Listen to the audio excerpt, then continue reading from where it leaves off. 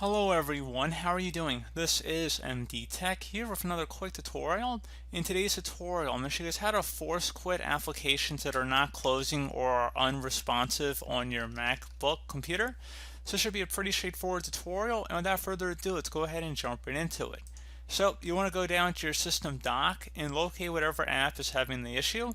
You can see a little dot is under it, meaning that there is an open application there. So you want to go ahead and right click on whatever the problem application is. So in our case, let's say it's the system preferences window here. So we're going to go ahead and right click on this dock icon that represents that. So go ahead and right click on it, and you want to select quit.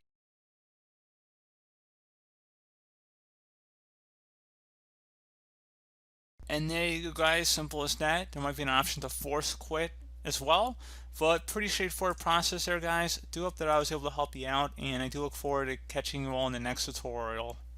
Goodbye.